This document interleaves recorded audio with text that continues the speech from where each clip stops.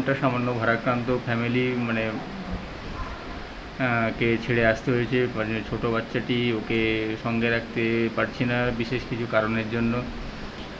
ওরা আপাতত কলকাতাতেই থাকবে, কারণ মেয়েটির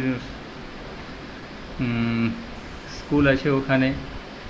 বর্তমানে ও আর্মি পাবলিক স্কুলে পড়ে, নার্সারি সেকশানে। যাই হোক, আবার একটি স্টেশনে এসে ট্রেন থামলো, দেখতেই পাচ্ছেন লোকজন তাদের গন্তব্য স্টেশনে যাওয়ার জন্য বগি সিলেকশানের জন্য এদিক ওদিক আতিপাতি করে দেখছে কোন বগিতে কার কি সিট আছে, কোথায় উঠতে পারবে কি না। যাই হোক, ট্রেনটা স্লো হয়ে যাচ্ছে। আমিও ফটোগ্রাফিগুলো এনজয় করছি। বিশেষত ম্যাক্সিমাম সবগুলোই আমি স্বল্প শর্ট ভিডিও করেছি।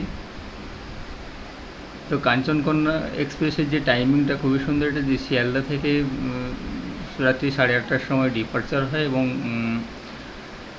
সকালে 12:30 নাগাদ আপনার আলিপুরদুয়ার পৌঁছে যায়।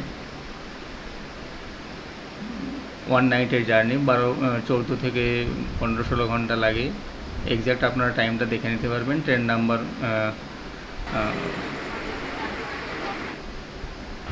13149 কাঞ্চনকন্যা এক্সপ্রেস। বর্তমানে আমি সকাল হয়ে গেছে। সকালে আমি নেমেছি শিলিগুড়িতে 8টা নাগাদ ট্রেনটি পৌঁছে যায়। আমি শিলিগুড়িতে নেমেছি কিছু চায়ের স্ন্যাক্স নেওয়ার জন্য।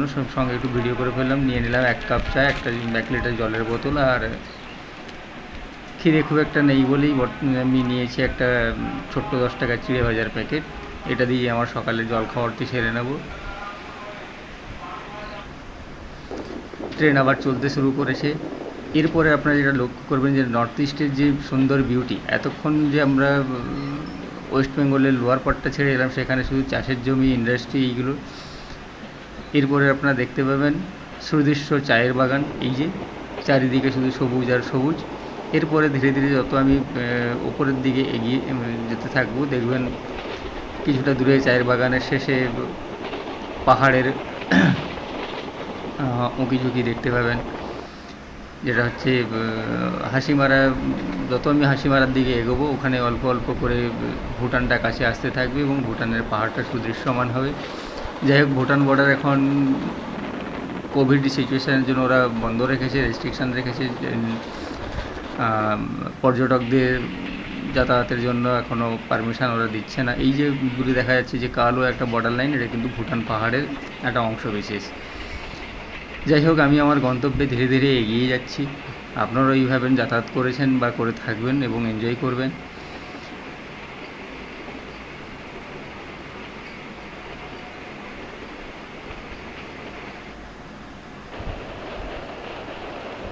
এইটা হচ্ছে আমি পেরোলাম তিস্তা ব্রিজ। দেখুন, একটা ব্রিজ এবং জঙ্গল, কত সুন্দর সবুজ। এবং এই আপনি ট্রেন যাত্রার পথে যেটা এনজয় করবেন, যে ঝিঁঝি পোকার ডাক অসাধারণ সুন্দর লাগে এবং আমি খুবই এনজয় করি। এবং যে জায়গাটাতে আমি থাকি সেখানেও এত বড় বড় গাছগুলো দীর্ঘদিনের পুরনো।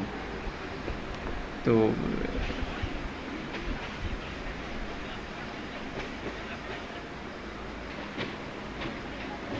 আমি এটা দেখাতে চেষ্টা করেছি, বিশেষত যে ট্রেন লাইনগুলো কেটেছে সব পাহাড়ের বটমটাকে কেটে কেটে, তার জন্য পাশে ছোটো ছোটো করে রিটার্নিং ওয়াল এবং ড্রেনেজ সিস্টেম রেখেছে, যাতে ট্রেন লাইনটার কোনো সমস্যা হয়। এই লাইনটা হচ্ছে সাপের লেজের মতো বেঁকে গেছে। দেখুন পাহাড়টা কত কাছে দেখা যাচ্ছে, বাট অনেকটাই দূরে আছে। বাট যেহেতু টার্নিংয়ে যাচ্ছে এবং দেখা যায় খুব সুন্দর করে পাহাড়টা। দেখুন চারিদিকে শুধু যে পাহাড়ের সৌন্দর্য এবং কত সুন্দর, তার কোলে আপনার সবুজে ঘেরা। এইভাবে আমি ধীরে ধীরে আমার গন্তব্যের দিকে এগোতে থাকছি। সেবক চলে এসেছি, সেবকের ব্রিজটা পেরোচ্ছি। এইবারে দেখতে পাবেন সেবকের, মোস্ট প্রবলি এটা সেবক আমি এন্টার। যাই হোক, আপনারা যারা এসে থাকবেন বা এনজয় করবেন, ট্রেন কিন্তু খুব একটা গতিতে নেই, বাট ওর নিজস্ব গতিতে চলছে এবং রাইট টাইমেই আছে। অল্প বিস্তর ডিলে হয় শিলিগুড়ির পর থেকে, কারণ লাইনটা ডাইভারশন থাকে, সিঙ্গেল লাইন। আলিপুরদুয়ার রুট থেকে প্রচুর সংখ্যক মালগাড়ি ডাইভারশন হয়। এটা হচ্ছে সেবক টানেলের কাজ চলছে। সেবক টানেলের যে কাজটা চলছে এটা সেবক থেকে আপনার রাংপা, যেটা হচ্ছে আপনার ভুটানের আরেকটা পাটে গিয়ে লাইনটা আপনার পৌঁছবে, তার জন্য কাজের প্রোগ্রেস চলছে। এইবারে আমি এগিয়ে যাচ্ছি সেবক ব্রিজের দিকে। এই যে দেখছেন বাম দিকে টানেলের অংশটা বুঝতেই পারবেন, একটু মাইন্ড রোডে দেখলে এই যে টানেলটা দেখা যাচ্ছে, টানেলটা অনেকগুলো পাহাড়ের মধ্যে থেকে যাবে। এইটা হচ্ছে আপনার তিস্তা ব্রিজ, মেনলি যেটা তিস্তা রিভার আমরা পেরোচ্ছি, এখান থেকেই সেবক। এই যে আপনার দুটো পাহাড়ের বটমে যেটা আছে, এখানে সেবক মাতা কালী মন্দির, সেবকেশ্বরী কালী মন্দির আছে। আমরা আগে ভিজিট করে এসেছি, আমরা অ্যানাদার চ্যানেলে দেখতে পাবেন। তিস্তা ব্রিজ এখন বর্ষার সময় একটু ভরাট এবং জলস্রোত খুবই বেশি থাকে। তো বন্ধুরা, ধীরে ধীরে আমি এগোতে শুরু করেছি এবং যতটা পেরেছি ভিডিওটাকে বেশি লম্বা না করার চেষ্টায় একটু বেরিয়ে পড়লাম ডোর সাইডে কিছু সুন্দর ভিডিওগ্রাফি তুলে ধরার জন্য।